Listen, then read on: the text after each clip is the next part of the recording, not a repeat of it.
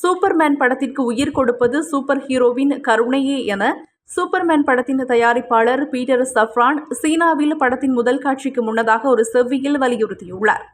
DC காமிக்ஸிலிருந்து அதே பெயரில் வரும் கதாபாத்திரத்தை அடிப்படையாக கொண்டு டிசி ஸ்டுடியோஸ் தயாரித்துள்ள இந்த படம் மூலக்கதைகளை முதலில் சொல்லும் மரபை உடைத்து அதற்கு பதிலாக புதுமுக சூப்பர்மேனின் தோல்வியுடன் ஆரம்பமாகிறது.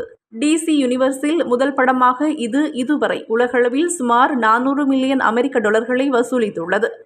மிகப்பெரிய வெற்றியின் சாத்தியமான வணிக வெற்றி ஒரு வகையான சூப்பர் ஹீரோ கதாபாத்திரத்தின் சித்தரிப்பு மற்றும் பார்வையாளர்களுடன் எதிரொலிக்கும் திறனிலேயே உள்ளதாக சஃப்ரான் கூறியுள்ளார். சூப்பர்மேனின் குணங்கள் நாம் அனைவரும் ஏற்றுக்கொள்ளக்கூடியவை என நான் நினைக்கின்றேன். மற்றவர்களிடம் நல்லதை காணும் எண்ணம், அன்பாக இருப்பது, மக்களிடம் சிறந்ததை தேடும் எண்ணம், இது ஒரு அழகான செய்தி. மக்கள் அதை உண்மையிலேயே ஏற்றுக்கொள்ள முடியும் என நான் உணர்கிறேன். கருணை என்பது பழமையானது அல்ல, இது ஒரு அற்புதமான யோசனை. மிகவும் இழிவான உலகில் சூப்பர் ஹீரோக்கள் இன்றும் இருக்கின்றார்கள் என அவர் குறிப்பிட்டுள்ளார். சீன திரைப்பட ரசிகர்களை மதிப்பதாகவும் டிசி யூனிவர்ஸை சீன புராணங்களுடன் ஒருங்கிணைக்கும் ஒரு படத்தை தயாரிப்பது குறித்தும் அவர் ஆர்வத்தை வெளிப்படுத்தியுள்ளார்.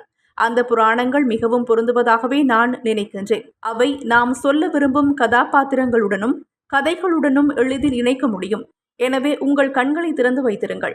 சில அருமையான விடயங்கள் இடம்பெறும் என நான் நினைக்கின்றேன் என்று சஃப்ரான் கூறியுள்ளார்.